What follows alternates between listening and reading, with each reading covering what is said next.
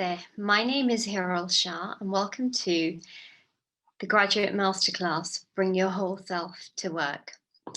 I lead the UK debt structuring business at Barclays and play an important role in our diversity and inclusion agenda. While preparing for this session, I reflected on my professional career over the last 2 decades, the triumphs and tribulations, the tears and celebrations, and asked myself the question, what advice would I give my younger self today based on the lessons I have learned over these years?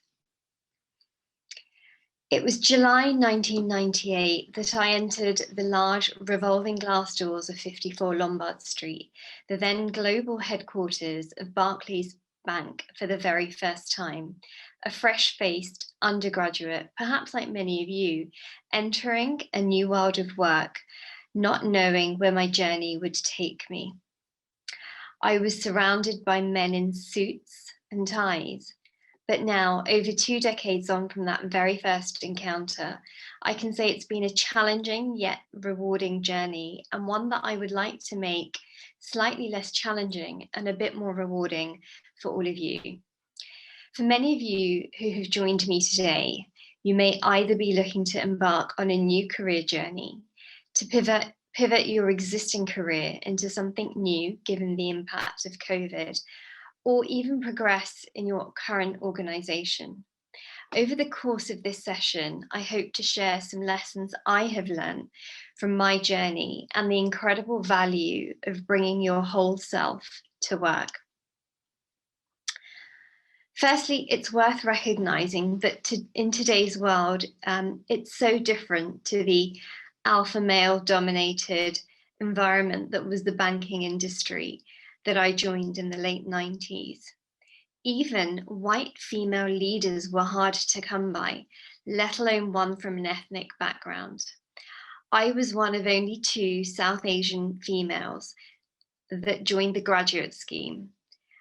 But far from deterring me, it motivated me to change the landscape, maybe one person at a time. And we have made some progress. The CEOs of, for example, 2 prominent global banks are now female, but we still have a long way to go. Sitting now as the chair of the Corporate Bank Embrace Multicultural Steerco, member of the Corporate Bank Diversity and Inclusion Council, and executive sponsor and founder of the Asian Professionals Forum and the Barclays Hindu Forum, I have been able to influence the way Barclays leads on diversity and inclusion, from which narrative has developed across the organization and embodies the primary advice I would give my younger self, which is to bring your whole self to work.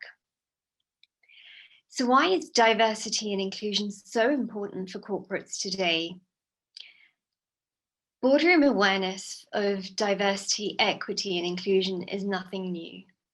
McKinsey & Co. in their 2020 report showed that most diverse companies are now more likely than ever to outperform their less diverse peers on profitability.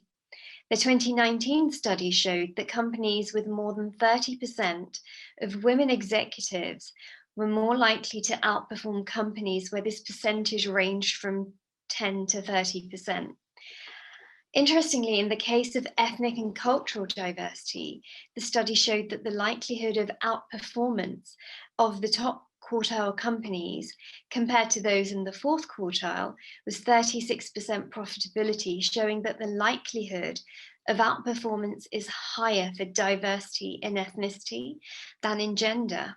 So now just take a step back and imagine overlaying the intersectionality of both gender and race or ethnicity or culture. The future's bright. Companies are increasingly giving more and more importance to the diversity of their workforce, whether it be through commitments around gender or race or ethnicity. It is not only something that results in higher performance, but also something that is being demanded by both clients and investors alike. Knowing the value that this brings to organizations, the advice, again, that I would give my younger self would be absolutely to bring my whole self to work. So what does this actually mean? At its very essence, bringing your whole self to work is bringing your best self to work. It is a USP that no one can replicate. It is simple, but not easy. Being your authentic self involves being vulnerable and courageous at the same time, leading with humility and challenging with confidence at the same time, leaning on your faith and being willing to adapt at the same time. It is about having the courage to speak up, but also to ask for help when required, to connect with others in a genuine way without changing yourself to be more like them. When we don't bring ourselves to work, we suffer, for example, a lack of engagement or even productivity. Well-being is impacted. We're not able to perform to our maximum potential or produce the highest quality of work because we spend far too much time and energy trying to fit in or say the right thing. This lack of what I call psychological safety holds many people back. So, what are the limiting beliefs that hold us back from bringing our whole selves to work? Many would say it's the fear of failure or making mistakes, looking bad or being judged. We also worry about our job and financial security as a result of not fitting into the organization's traditional mold. It therefore takes courage, commitment, and bravery to turn up as your authentic self. But your career is a marathon and not a sprint, and therefore there's many practical tips that I'd like to share to help you succeed. The first one is remove the mask. Many of us, including myself, during my early career days, feel that the only way to be accepted by our new team is to ensure that we fit the mold that the organization expects. We enter our workplace putting on a mask that ensures we mirror the appearance, language, personality, and cultures of others within the organization. I remember that in my early career, I would always be the only Indian and only female at the table. While this may have bothered me in the first few meetings, I realized fairly early on that my authentic self was a much greater asset to the organization than my masked self. The starting point was my name. You would think that Heeral or Heeral Shah is quite easy to pronounce, yet this seemed to be a tongue twister for many people that I met who could either not be bothered to take the time to listen to me. And as a result, I was called Cheryl or Shirley or something vaguely similar to some other name that they were accustomed to. This clearly didn't sit right with me, but how could I, as a young new entrant to the organization, correct them? After a few times of hearing this, I took my mask off and I stood proudly to correct senior colleagues when this happened. Of course, it was nerve-wracking telling a senior person how to pronounce my name correctly. Fortunately, today LinkedIn has a name pronunciation feature right there on the profile next to our names. However, instead of the expected negative response that I had potentially worked myself up to receive, this act actually opened up a conversation about the history of my name, my family, my community, and my heritage. It was the beginning of forming relationships and dialogues with colleagues that brought an understanding of each other's identity, realizing just how many of us actually came from diverse backgrounds, but with shared professional interests and values. Your name is a key part of your identity. And within the Hindu custom, many people I know have been named from their Rashi. So there is a deeper meaning to your name. For some of us, we may feel that our names are too difficult to pronounce, as I had early on, and we may shorten them to something like Sid or Pam or Dips. But are we just not holding on to the mask that we are choosing to wear rather than bringing our true self to work? The name is just one facet of this and one example, but the mask we we choose to wear also hides some of our richness and diversity of thought, our values, and the contribution that we could make. Taking off the mask requires a concerted effort to educate and not to assume that all those around you understand your background, your heritage, and your experience. Creating an environment where people feel comfortable to bring their whole selves to work may, or rather will, require conversations outside of the comfort zone with leaders, but ones that can remove perceived barriers and open up opportunities to embrace all kinds of backgrounds. So take off your mask, embrace who you are, and be proud to wear your identity on your sleeve. Focus on the big picture. So at the start of your career, you'll be thrown into a rapidly changing environment. Depending on your role, you may have monthly or quarterly targets, mandatory training, quarterly check-ins with your line manager or your graduate HR team. This may lead you to think that if things aren't progressing quarterly or as quickly as you'd like to, that's a problem. But try and take a deep breath and think more long-term. It takes new joiners to any organization at least 6 months to start adding value. And that is at a task level. If you think about your career, and if you're considering working in large corporations, you will very likely have 40 or so years of work ahead of you. The old adage of slow and steady wins the race really rings true here. Take the time to introspect, to define your value system, and to have the courage to do the right thing. There are two options: rapid acceleration at the start and then flatlining, or slow and steady growth with an inflection point 3-5 years down the line, leading to rapid acceleration. Choose well. Develop knowledge and expertise. Everybody in your graduate cohort or in your recruitment cycle will receive the same kind of training. So how do you differentiate yourself? By going the extra mile and by being commercially aware, by using your work ethic to your advantage. It's not always just about longer hours, but also thinking outside of your immediate day job, adding value through extra strategic projects or extracurricular activities, and developing a reputation for being reliable and trustworthy. Teamwork and your cultural ecosystem.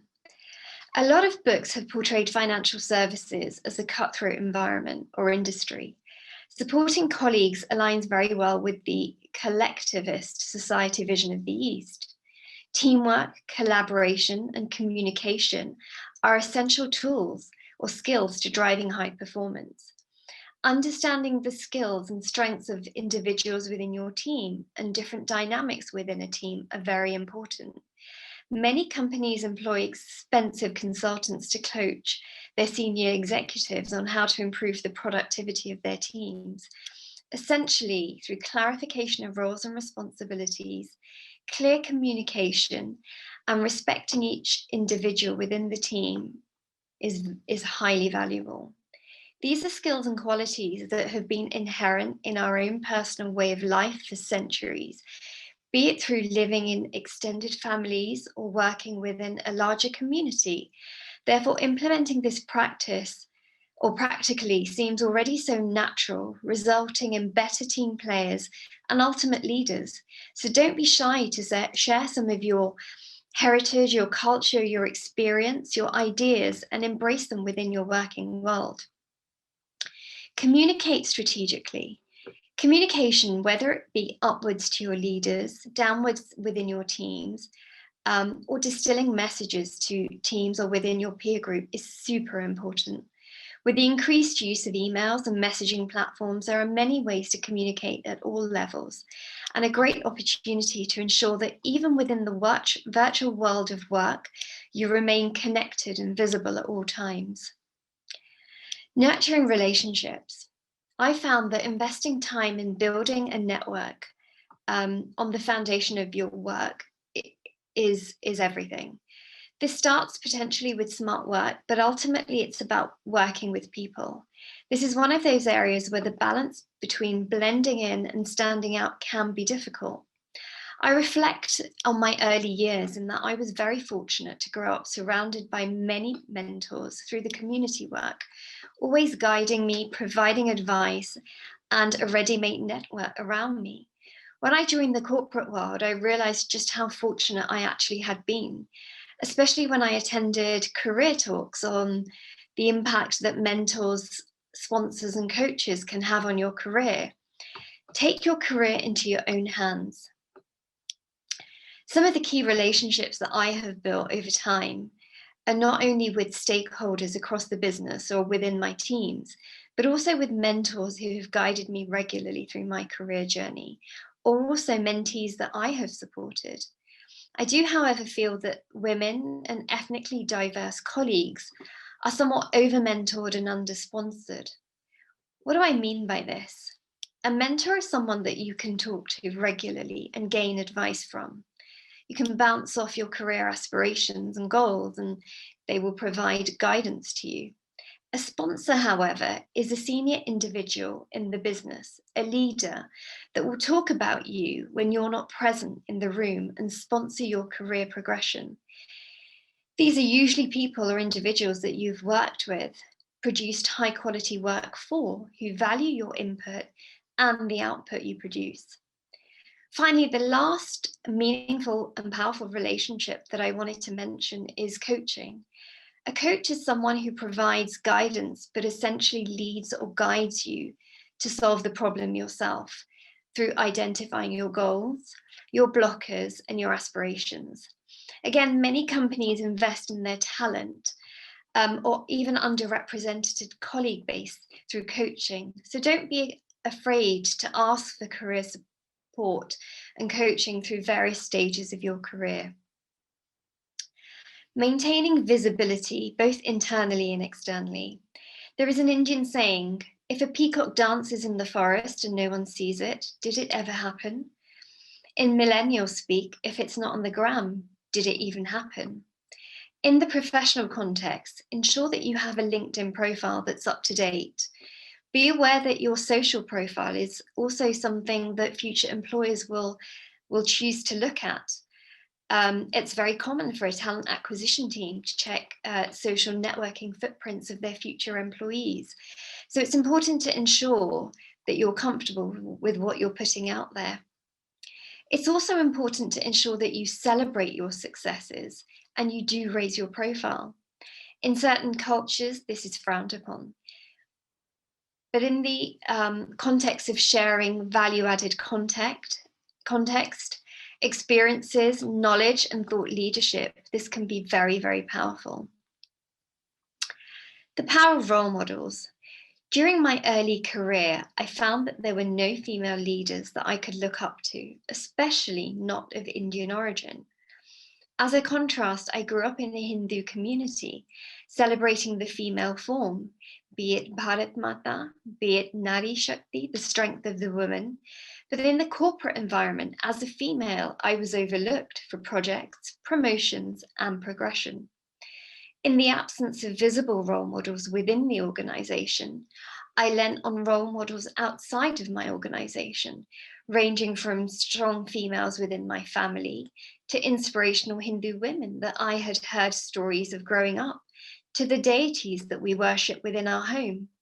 For example, the courage of Jhansi Ki Rani gave me the inspiration to speak up and take my position in what I considered to be a male-dominated corporate battlefield. Extending this further as a senior leader in the business, having the conviction to use my voice and set up the Hindu Professional Forum, not only providing a platform for colleagues to come together, but to focus on the pursuit of their own career aspirations and progression, as well as educating senior leaders across our entire business on cultural differences, celebrations of faith, and ultimately building an environment where colleagues can bring their whole selves to work. So be bold in terms of creating the change, being the change that you want to see, and using your network, opportunities, and vision to impact the culture of the organization that you work for. Leadership. is this a masculine or feminine skills that are required? Although there is a great deal of interest in ensuring women secure more leadership roles, all too often women are encouraged to display the alpha characteristics to succeed or emulate their male colleagues. However, many studies show that the skills required by successful leaders, be it CEOs or world leaders, are those that are potentially more associated as female skills of empathy, of being strong communicators, of showing compassion, especially in times of crisis, multitasking, high emotional intelligence, as opposed to some skills that are considered to be male skills, so authoritarian, dictatorial. And again, we see such leaders being coached to operate in the modern world with more female qualities. Additionally, as I've reflected through my own journey, these are all skills that we have seen our Hindu women role models display, such as attributes of motherhood, matritva, activism, kartrutva, and leadership, netrutva. As you transition through your career, you will find moments where you may need to grow and develop alternative characteristics and skills. But ultimately, in the modern world, there is a huge emphasis and there is space for these female leadership characteristics that I urge you to bring to the forefront. I also wanted to just share some leadership insights from the Srimad Bhagavad Gita, which contains many leadership lessons that are similar to contemporary leadership theories and practices. Leaders should embrace rather than avoid formidable challenges because they bring out the leader's greatest strengths. Leaders should be resilient in their actions and should not be weakened by pain. Selfish desires and animosity obscure the purpose of leadership. Leaders achieve lasting power and glory by exercising compassion and selfless service. Character is core to effective leadership. Leaders need to be aware of the self and their surroundings. Today, we understand leadership as something that is not only about leading a nation or a corporation or an entity, but it is about influencing and guiding others. Leadership is about helping others to find their potential and purpose. According to the Bhagavad Gita, it's not possible to become an effective leader if the leader does not understand his or her own self. So having that self-awareness and self-mastery, and does not understand his own potential and purpose. In its 18 chapters, the Gita repeatedly talks about developing a sattvic character. In Sanskrit, sattvic is righteousness, harmony, and purity. For leaders to be effective, they must be able to motivate their teams when they speak, so they can guide them towards the common vision and goal in a way that Lord Krishna motivated Arjuna on the battlefield. Having a composed mindset at all times also helps us to achieve peace and happiness in our lives. And this is something that, especially in today's environment, where we are still struggling through the effects of the pandemic, where well-being and colleagues' mental health has become such a focus. Within our own organization, we've introduced some practices such as breath work through pranayam or yogasana, which have been regular features supporting colleagues through stressful times. And as a final comment, while the focus has been on bringing your whole self to work, I wanted to add that it's just as important for the organization to present their authentic self as well. Does the organization fit with you, fit with your values, and fit with your aspirations? When assessing an organization that you want to work for, it's also important that you look to understand the organization's purpose, which is its raison d'etre, which goes beyond financial metrics only. Its values, so the organization that I work for values respect, integrity, service, excellence, and stewardship, which also aligns to my own value set. And the mindset, the growth mindset, shapes how we take action, living by our values, driven by the purpose, but creating an environment where colleagues feel empowered, where they feel they can challenge the status quo, and they can also drive the future and drive change. So I'd like to leave you with that thought. Thank you for dialing in and listening to this session. I haven't got the option of having a Q&A session or anything like that, but please do get in touch if you'd like to speak or discuss any of those themes further. And thank you very much to the Hindu Women's Festival for running a fantastic 5-day of events, and look forward to connecting with you all soon. Thank you very much. Namaste.